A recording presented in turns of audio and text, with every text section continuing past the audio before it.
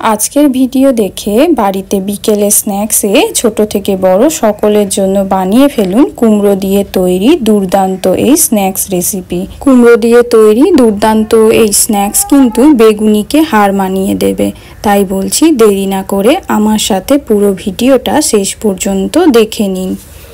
नमस्कार बंधुरा, पिनाज हेसेले आपनादेर सबाइके स्वागत जानाई।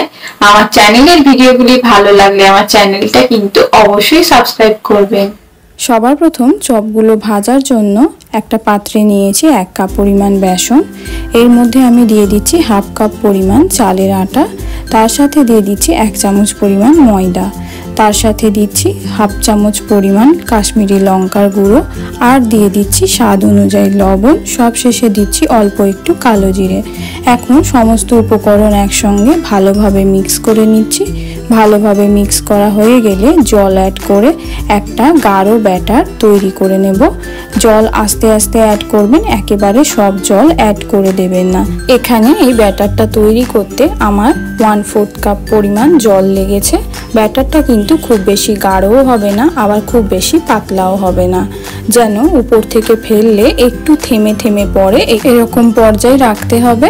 1/4 কাপ জল ব্যবহার করলে কিন্তু ব্যাটার একেবারে পারফেক্টই হবে।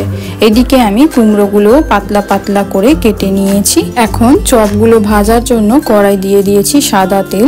এদিকে কেটে রাখা কুমড়োগুলো ব্যাটারের মধ্যে ভালোভাবে ডুবিয়ে ব্যাটারটা আমি হালকা হাতে ঝরিয়ে নেব, যাতে অতিরিক্ত ব্যাটারটা কুমড়ো থেকে ঝরে যায়। এখন এই কুমড়োটা আমি তেলের মধ্যে একটা একটা করে ছেড়ে দেব। তেলে দেওয়ার কয়েক সেকেন্ডের মধ্যেই দেখবেন কুমড়োর টুকরোগুলো ফুলে একেবারে উপরে ভেসে উঠছে। এখন আমি এই কুমড়োর টুকরোগুলো একেবারে দুপাশ লাল লাল করে ভেজে নেব। এই চপ ভাজার সময় গ্যাসের ফ্লেম কিন্তু সব সময় মিডিয়াম টু লো রাখবেন। চপগুলো একেবারে আমি লাল লাল করে ভেজে নিয়েছি। এখন আমি চপগুলো তেল ঝরিয়ে তুলে নেব। এই একইভাবে আমি বাকি সমস্ত চপগুলো ভেজে নেব।